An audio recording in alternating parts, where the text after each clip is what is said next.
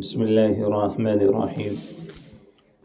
شروع اللہ کے نام سے جو بڑا مہربان نہایت رحم کرنے والا۔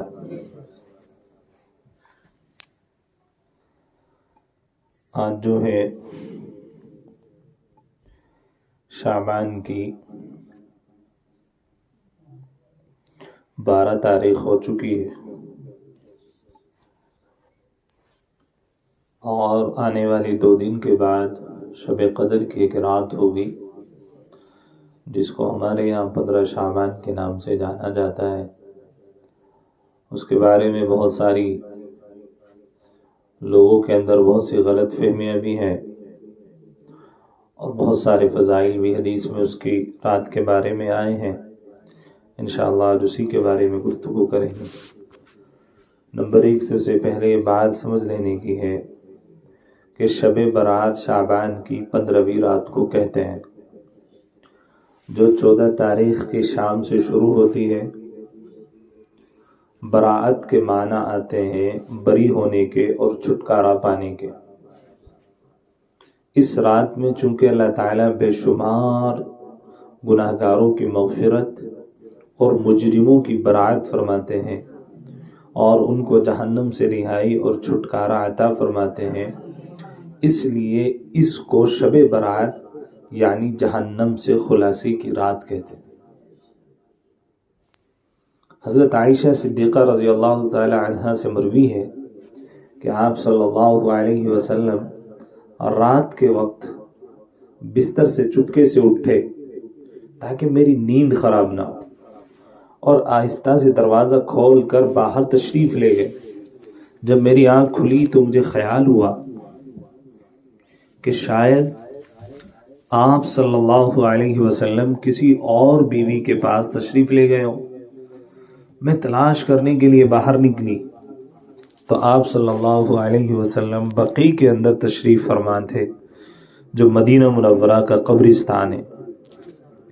آپ صلی اللہ علیہ وسلم مجھے دیکھ کر ساری بات سمجھ گئے اور فرمایا، کیا آپ کو یہ اندیشہ تھا کہ اللہ اور اس کے رسول آپ کے ساتھ ناانصافی کریں گے؟ حضرت عائشہ فرمایا، میں نے کہا مجھے یہ گمان ہوا کہ شاید آپ کسی اور بیوی کے پاس تشریف لے گئے۔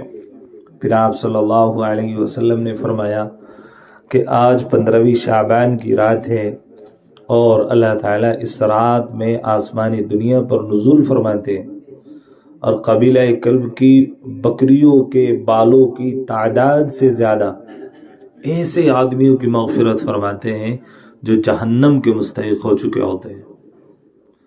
اور ایک روایت میں ہے کہ شعبان کی 15ویں شب میں اللہ تعالیٰ تجلی فرماتے ہیں اور تمام مخلوقات کی مغفرت کر دیتے ہیں سوائے چند آدمیوں کے، اور وہ یہ ہیں کہ نا پرور، رشتے ناتے توڑنے والا، پائجامہ یہ تہبند یہ مردوں کے لیے ٹخنوں سے نیچے لٹکانے والا، ماں باپ کی نافرمانی کرنے والا اور شراب نوشی کرنے والا۔ اللہ تعالیٰ ان بندوں کی اس رات میں بھی مغفرت نہیں فرماتے۔ اللہ تعالیٰ ہم سب کی حفاظت فرمائے۔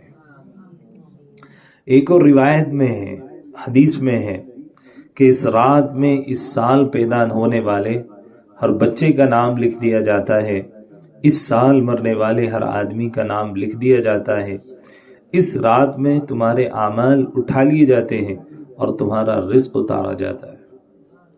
حضرت علی کرم اللہ وجہہ سے ایک روایت منقول کہ اس رات میں عبادت کیا کرو، اور اس رات میں روایت منقول ہے کہ اس رات میں عبادت کیا کرو اور دن میں روزہ رکھا کرو۔ اس رات سورج غروب ہوتے ہی اللہ تعالیٰ اپنے بندوں کی طرف متوجہ ہوتے ہیں اور اعلان ہوتا ہے، کون ہے جو گناہوں کی بخشش کروائے، کون ہے جو رزق میں وسعت طلب کرے، کون مصیبت زدہ ہے جو مصیبت سے چھٹکارا حاصل کرنا چاہتا ہو۔ یہ چند روایات بطور نمونے کے ذکر کی ہیں، ورنہ شب برات کی فضیلت سے متعلق اور بھی متعدد روایات ہیں، البتہ اس سلسلے کی جتنی روایات ہیں وہ سب سند کے اعتبار سے کمزور ہیں۔ احادیث کے ضعف کو دیکھ کر بعض ظاہر پرست علماء نے یہ کہہ دیا کہ شب برات کی فضیلت کی کوئی اصل نہیں، لہٰذا اس رات میں عبادات وغیرہ کا خاص اہتمام غلط اور بدعت ہے۔ لیکن واقعہ یہ ہے کہ شب برات کی فضیلت کو بالکل بے اصل قرار دینا صحیح نہیں ہے، کیونکہ اس رات کی فضیلت کی احادیث تقریباً 10 صحابہ کرام رضی اللہ تعالی علیہم اجمعین سے مروی ہے، اور محدثین کا مسلم اصول ہے کہ اگر کوئی روایت سند کے اعتبار سے کمزور ہو لیکن اس کی تائید دوسری روایات سے ہوتی ہو تو اس کی کمزوری دور ہو جاتی ہے اور مجموعی طور پر اس میں قوت آ جاتی ہے، اور جیسا کہ اوپر تحریر کیا گیا، جیسا کہ اوپر بتایا گیا کہ تقریباً 10 صحابہ کرام رضی اللہ تعالی علیہم اجمعین سے اس رات کی فضیلت منقول ہے، لہٰذا اس کو بے بنیاد اور بے اصل قرار دینا بالکل غلط ہے۔ نیز امت کا تعامل خیر القرون کے دور سے اس رات کی فضیلت سے فائدہ اٹھانے اور اہتمام سے عبادت کرنے کا رہا ہے، اور جس ضعیف کے ساتھ امت کا تعامل شامل ہو جائے وہ مقبول اور معتبر ہو جاتی ہے۔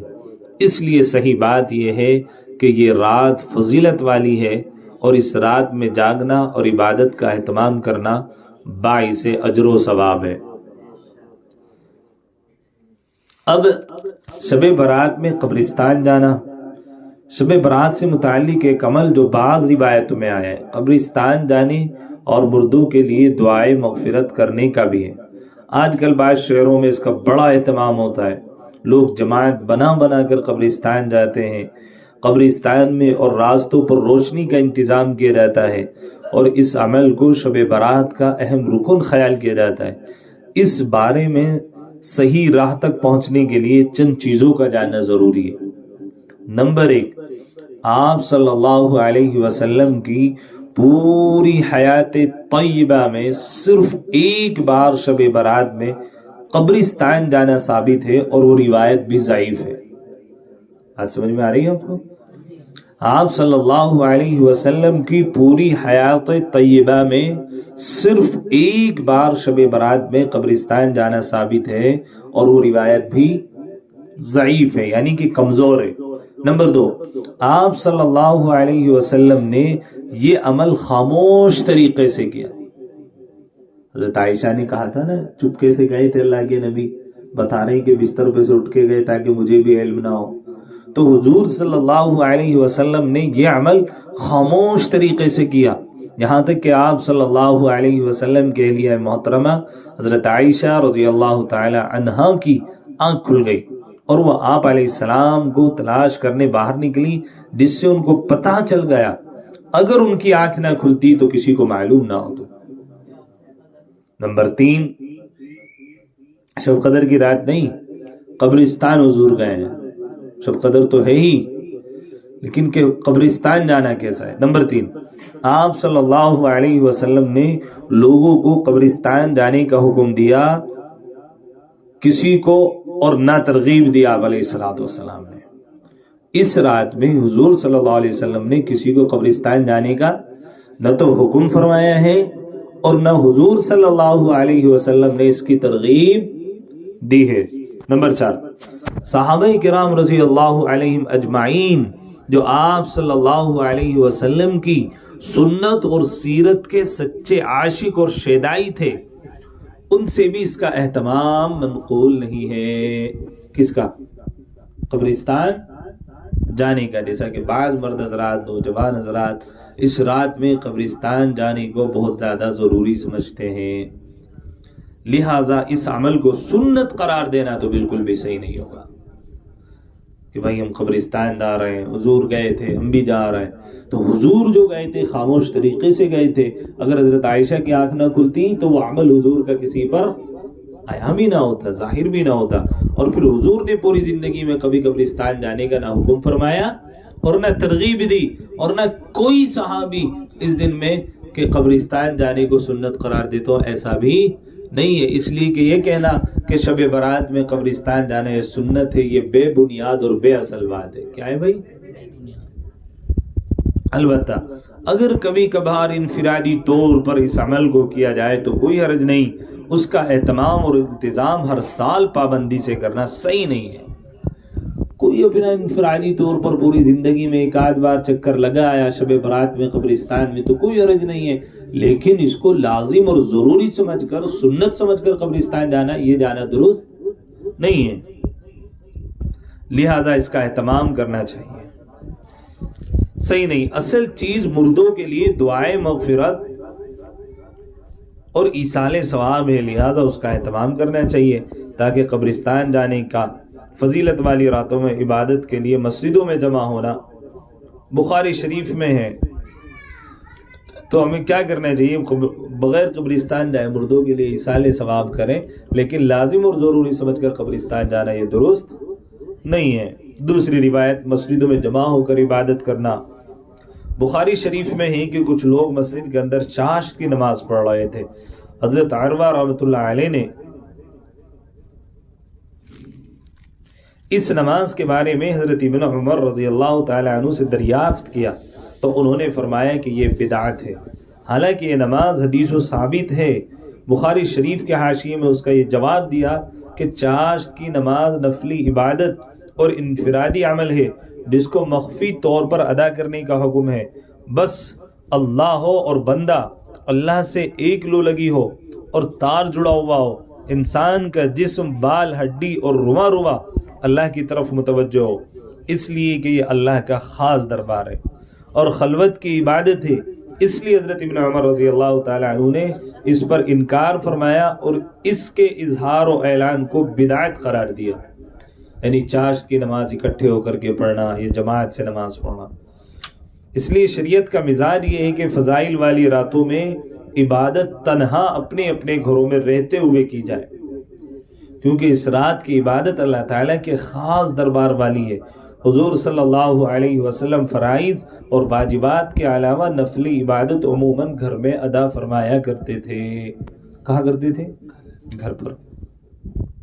باوجود یہ کہ آپ صلی اللہ علیہ وسلم کا حجرہ مبارکہ بہت چھوٹا تھا، اگر حضرت عائشہ رضی اللہ تعالی عنہ لیٹی ہوا کرتی تھی اور آپ صلی اللہ علیہ وسلم سجدے میں تشریف لے جاتے تو حضرت عائشہ رضی اللہ تعالی عنہ کو اپنے پاؤں سمیٹنے پڑتے تھے، جبکہ سوئے ہوئے اور آرام کرنے والے شخص کی بہت زیادہ رعایت کرنے کا حکم ہے۔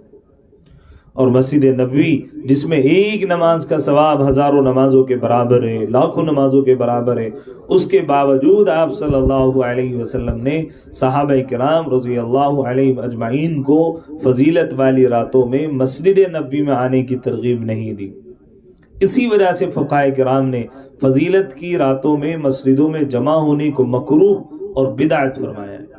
بعض لوگ بہت زیادہ شور شرابہ کرتے ہیں، خاص طور پر بریلوی حضرات مسجدوں میں روشنی زیادہ کرتے ہیں اور لائٹوں کا انتظام ہوتا ہے، عجیب طرح کا ایک میلہ سا لگ جاتا ہے، اور پھر لوگ عبادت نہیں بلکہ گپ شپ میں وقت گزاری کر کے پوری رات عشاء کی نماز بھی پڑھنے کے بعد گپ شپ میں مبتلا ہو جاتے ہیں اور پھر صبح کی نماز ان کی فوت ہو جاتی ہے۔ ساری رات عبادت کری لیکن صبح فجر کی نماز نہیں پڑھی تو ساری رات عبادت کرنے کا ثواب ضائع ہو گیا۔ اور پھر دوسری بات یہ بھی ہے کہ آج کل مسجدوں میں ایسی اجتماعی عبادتیں منکرات سے خالی نہیں ہوتی۔ لوگ مسجدوں میں لہو لعب، شور اور شغب، بعض دوسرے ایسے کام کرتے ہیں جو مسجد کے احترام اور آداب کے خلاف ہوتے ہیں، جیسے نیکی برباد اور گناہ لازم آتا ہے۔ ایسے ہی 15ویں شعبان کا روزہ، اس کے متعلق بھی ہمیں جان لینا چاہیے کہ کیا ہے۔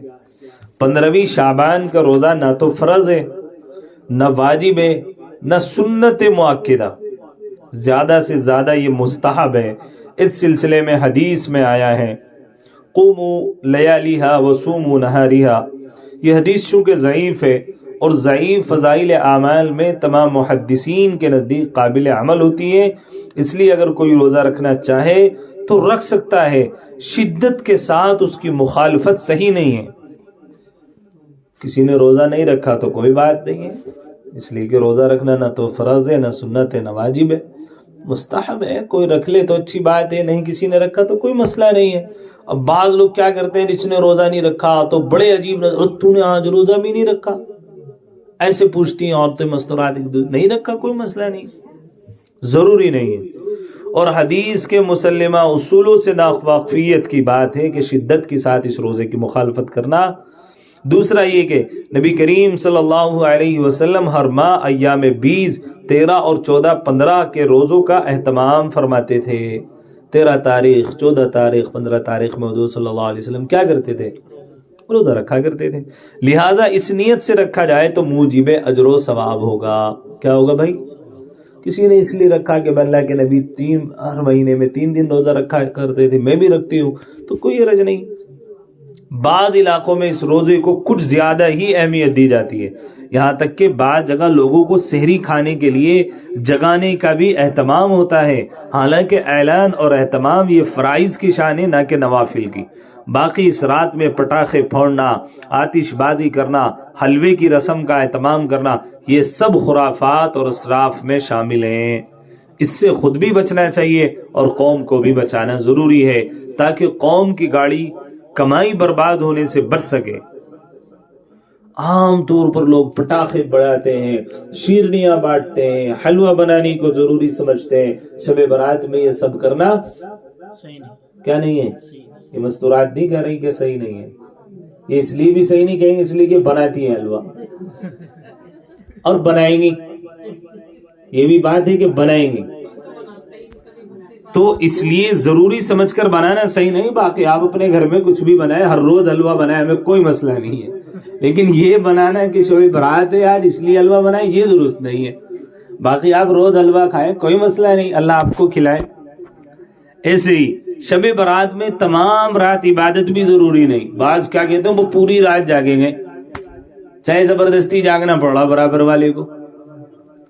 شب برات میں تمام رات جاگنا ضروری نہیں۔ بعض لوگ یہ سمجھتے ہیں کہ شب برات میں تمام رات جاگنا اور عبادت کرنا ضروری ہے۔ کیا سمجھتے ہیں؟ تمام رات عبادت کرنا اور جاگنا ضروری سمجھتے ہیں۔ کس کی طرح؟ غیر مسلموں کی طرح۔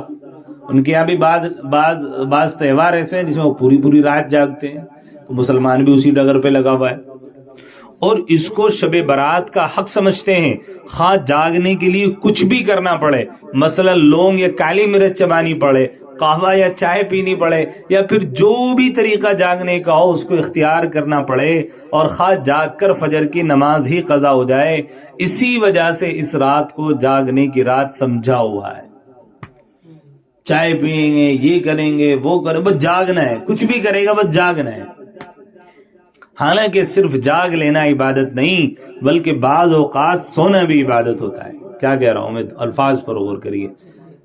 حالانکہ صرف جاگ لینا عبادت نہیں بلکہ بعض اوقات سونا عبادت ہوتا ہے، اور بعض اوقات جاگنا عبادت ہوتا ہے۔ اگر جاگنا اللہ کے حکم کے مطابق ہو تو وہ عبادت ہے، اور سونا اللہ کے حکم کے مطابق ہو تو وہ بھی عبادت ہے۔ جاگنا اگر اللہ کے حکم کے مطابق ہو وہ بھی عبادت ہے، اور سونا اگر اللہ کے حکم کے مطابق ہو تو وہ بھی عبادت ہے۔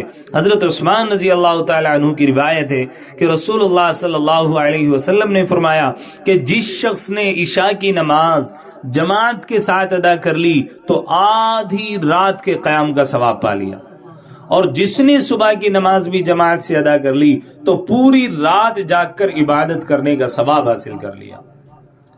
رات کو گناہ سے بچ کر آرام کرنا اور فجر کی نماز با جماعت پڑھنا حکمی عبادت ہے، اور جاگ کر عبادت کرنا حقیقی عبادت ہے۔ خوب سمجھ لیجیے، جتنی دیر خوش دلی کے ساتھ جاگ کر عبادت ہو سکتی ہو اتنی دیر عبادت کر لے، اور پھر اللہ تعالیٰ کا نام لے کر سو جائے۔ جب تک طبیعت میں نشاط ہو، چستی پھرتی ہو، خوب عبادت کرے رات میں، اور جب نیند آنے لگے تو سو جائے، اور صبح فجر کی نماز با جماعت پڑھے۔ اور اگر صبح صادق سے کچھ پہلے وقت نکال کر تہجد کی نفلیں بھی پڑھ لے تو بہت ہی بہتر۔ بعض لوگ شب برات میں مسجدوں میں جمع ہو کر اور بھی دوسرے گناہ کرتے ہیں، مثلا اوپر کا اسپیکر چلا کر اس میں نعت خوانی، قرآن مجید کی تلاوت اور تقریروں کا سلسلہ جاری رکھتے ہیں، جس سے اہل محلہ اور اہل علاقے کو تکلیف ہوتی ہے، اور عبادت میں خلل آتا ہے. آج کل بعض مسجدوں کی طرف سے پہلے سے یہ اعلان، یہ اطلاع کر دی جاتی ہے کہ شب برات کی رات میں فلاں مسجد میں اجتماعی دعا ہوگی، سب لوگ اس میں شریک ہوں. چنانچہ اس رات کو بڑے اہتمام سے اجتماعی دعا کی جاتی ہے اور دور دراز سے لوگ اس میں شرکت کے لیے آتے ہیں. بزرگان دین اور اسلاف امت سے اس رسم کا بھی کوئی ثبوت نہیں ہے. اور یہ بھی نئے دور کی ایجاد ہے. جاگنا ہے جاگ لے افلاک کے سائے تلے، حشر تک سوتا رہے گا خاک کے سائے تلے. ہم نے چراغ جلا کر سرے عام رکھ دیا، اب جس کا دل چاہے بولے اس سے روشنی. اس لیے میری ماؤں اور بہنوں، یہ چند باتیں تھی شب برات سے متعلق. نمبر 1 تک میں جو یہ روزہ رکھا جاتا ہے، یہ روزہ فرض نہیں ہے، واجب نہیں ہے، سنت نہیں ہے، البتہ اس کو مستحب کے درجے میں رکھا جا سکتا ہے. اس کو رکھنا لازم اور ضروری سمجھنا یہ درست نہیں ہے. ہاں البتہ کوئی رکھ رہا ہے ثواب کی نیت سے تو رکھ سکتا ہے، اور کسی نے نہ رکھا تو اس کو ملامت بھی نہیں کرنی چاہیے. ایسے ہی اس رات میں اللہ کے نبی صلی اللہ علیہ وسلم سے عبادت کہ آپ علیہ الصلوۃ والسلام جو ہے بقیع قبرستان میں گئے، لیکن وہ مبہم طریقے سے گئے، خفیہ طریقے سے اللہ کے نبی گئے. اس کی نہ تو حضور نے کبھی ترغیب دی، نہ حضور نے صحابہ کو حکم فرمایا. اس لیے شب برات کی رات میں لازم اور ضروری سمجھ کر قبرستان مردوں کا جانا یہ بالکل بھی درست بولو نہیں ہے. مستورات بھیجیں گی قبرستان ہوگا، تمہارے فلاں انتقال ہوگی تو ہو کے آؤ، یہ درست نہیں ہے. لازم ضروری سمجھ. کبھی کوئی اپنی مرضی سے چلا گیا کوئی بات پوری زندگی میں تو کوئی رج نہیں. ایسے ہی شب برات کی رات میں پوری رات جاگنے کو ضروری سمجھنا یہ بھی درست نہیں ہے. جب تک طبیعت میں نشاط ہے، چستی پھرتی ہے، خوب من لگا کر بڑی انہماک تندہی کے ساتھ اللہ کی عبادت میں لگ جائیں، خوب عبادت کریں. اب بعض مستورات میں یہ بھی چلتا ہے جی کیا کیا پڑھیں. بعض کہتی ہے عصر سے لے کر مغرب تک بچوں کو لے کر بیٹھ جاؤ، ساروں کو جمع کرو. پھر وہی مسئلہ آتا ہے اجتماعی. ٹھیک ہے، اچھی بات ہے، اپنے بچوں کو ہر روز لے کر بیٹھو، ہر روز ان کے ساتھ نماز کی عبادت کرو، ہر روز ان کو عبادت سکھاؤ، ہر روز ان کو پڑھاؤ، ہر روز ان کے ساتھ میں نماز پڑھنے کا معمول بناؤ. لیکن یہ سمجھنا کہ آج شب برات ہے، عصر سے مغرب تک بیٹھنا بچوں کے ساتھ ضروری ہے، یہ بھی درست نہیں ہے. آپ نے یاسین پڑھنی ہے، قرآن پڑھنا ہے، تلاوت کرنی ہے، دیگر ذکر و اذکار کرنے ہیں، ٹھیک ہے خوب کریں. بعض مستورات کیا کہتی ہیں کہ مغرب کے بعد اتنی رکعت نماز نفل پڑھو اور اس میں اتنی صورتیں پڑھو اور اتنی بار پڑھو. اور وہ بیچاری لگی رہتی ہے، اس کو طبیعت میں نشاط بھی نہیں ہوتا، چستی پھرتی بھی نہیں ہوتی، مزہ بھی نہیں آتا، وہ کھڑی زبردستی یار کیا دیا تھا تو چلو پڑھ لو، حالانکہ اس کا دل نہیں ہوتا پڑھنے کا. اور وہ 40 یاسین پڑھنی، 41 مغرب کے بعد سے عشاء تک ہی پڑھنی. اور وہ بیچارے گھر کے لڑکے مرد حضرات بیچارے پریشان، کما کر پورے دن سے گھر آئے، ان کو کھانے کو روٹی بھی نہیں دی جا رہی، وہ تو لگ رہی بس مجھے تو 41 یاسین کرنی پوری. تو یہ کیا ہے؟ یہ درست نہیں. ایسے ہی بعض مستورات کیا کہتی ہیں اتنی تسبیح اس کی پڑھو، یا حفیظوں کی پڑھو، اتنی یا علیموں کی پڑھو، اتنے ہزاروں پڑھو اور اتنے 1100 بار پڑھو. اللہ رحم کرے، پتہ نہیں کہاں سے لاتی ہے مستورات. دیکھو عبادت منقول ہے، عبادت کرو، لیکن کس طریقے سے کرنی ہے، کیا کیا پڑھنا ہے، یہ کہیں نہیں لکھا ہوا ہے. آپ قرآن پڑھیں، تسبیحات پڑھیں، نوافل پڑھیں، اللہ سے خوب دعا